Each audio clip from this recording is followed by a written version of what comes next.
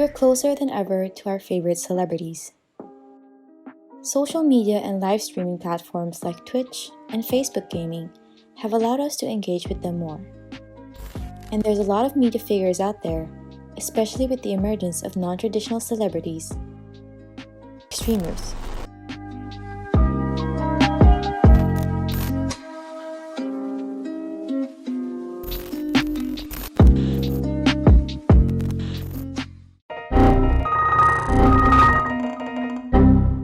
With this reducing gap, this increased intimacy with our idols, they've become more accessible, more relatable, and sometimes we just can't help but feel some connection with them. These connections a fan has for media figures like streamers can become deep and meaningful. From there emerges a relationship that is not quite social, but parasocial. Parasocial relationship or one-sided relationship is actually one person extends emotional energy, effort, interest, and time, and the other party or the persona is unaware. So actually, the feeling is not reciprocated because one person is only extending effort. However, similar to real-life relationships, it can range from feelings of trust and affection you would have for your buddies, that would be parasocial friendship, to romantic feelings, that would be parasocial love. Parasocial relationship sounds like a fancy new term, but actually, Parasocial relationships has been there ever since. It has been identified ever since the beginning of mass media. So not only now, it has been there for quite a long time. in the 1950s, psychologists Horton and Wall coined the term, referring to it as an illusion of a face-to-face relationship between the spectator and the performer. Considering the media at the time, performers would usually be the movie stars, radio hosts, and television personalities. They serve as a similar persona to today's live streamers in how they charm the viewers.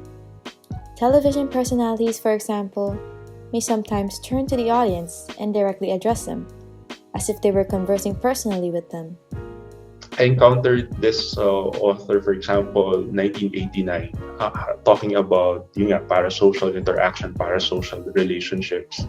I was so surprised that for example, the ingredients of a good an effective way to build parasocial interaction or relationship has been tackled by that time. What are these? For example, you have to be very spontaneous. You don't feel like it's scripted. Number two, there is self-disclosure. You tell the audience something about yourself. They don't feel like you're hiding something from them. And then number three, gestures like yung close-ups, facial close-ups, like so that they can see your expressions. So that they can really relate with emotions that you are trying to project. And also the feeling of you have an eye-to-eye contact, looking directly at the camera. Kasi these are also behaviors that encourage, for example, formation of friendships, of social relationships. All of these apply very well to a live stream, as it can create a similar setting for encouraging parasocial relationships. The streamer opens up a live show without a script, and they're just being their authentic self, or perhaps presenting a slightly different persona. They may talk about something that happened in their day.